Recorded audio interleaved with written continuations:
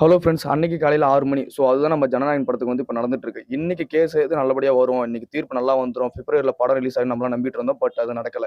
இன்னைக்கு என்ன நடந்திருக்கு பார்த்தீங்கன்னா, சென்சார் போர்டு வந்து நீதிபதிகள்ட்ட ஒரு வாதத்த முன் வச்சிருக்காங்க. என்ன அப்படின்னு கேட்டீங்கன்னா, ஃபர்ஸ்ட் ஜட்ஜ்மென்ட் குடுத்தாங்கல்ல, பிடி ஆஷா படத்த வந்து யுபிஐ சர்டிபிகேட் குடுத்து படத்த ரிலீஸ் பண்ணுங்க அப்படின்னு ஃபர்ஸ்ட் ஜட்ஜ்மென்ட் குடுத்தாங்க.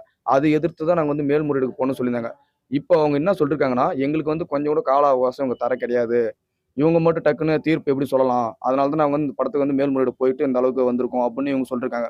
படத்துல நெறைய சீன்ஸ் வந்து கட் பண்ணணும் அப்படின்னு மறுபடியும் இவங்க இந்த விஷயத்த சொன்னனால, இத கேட்ட நீதிபதிகள் என்ன பண்ணிருக்காங்க பார்த்தீங்கன்னா, இன்னைக்கு இந்த கேஸ் வந்து தனி நீதிபதியான பிடி ஆஷாவுக்கிட்ட ஒப்படைச்சிருக்காங்க. அதாவது ஃபர்ஸ்ட் ஜட்ஜ்மென்ட் குடுத்தாங்கல்ல, இந்த படத்துக்கு வந்து யுபிஐ சர்டிபிகேட் குடுங்கன்னு சொல்லிட்டு. இப்ப அவங்களுக்கே அந்த கேஸ் மறுபடியும் போயிருக்குன்னு தான் சொல்லணும். இப்ப இவங்க வந்து இதுக்கான ஒரு டேட் வந்து அறிவிச்சு, மறுபடியும் படத்துக்கு ஒரு நல்ல தீர்ப்பு சொல்லி, படம் எப்ப ரிலீஸ் ஆகும்னே தெரியல. ஏன்னா எலக்ஷன் டைம் வேற கிட்ட நெருங்கிட்டு இருக்கு. அது மட்டும் இல்லாம இதுக்கு பின்னாடி முழுக்க முழுக்க பாலிடிக்ஸ். அது எந்த விதமான மாற்றமும் இல்ல. ஒரு படத்த வச்சு ஏன்டா அரசியல் பண்றீங்கன்னு தான் நம்மளுக்கு வந்து கேட்க தோணுது. ஸோ இனிமே அவங்க வந்து எப்ப தீர்ப்பு சொல்லி படம் எப்ப ரிலீஸ் ஆகுன்றதே தெரியல.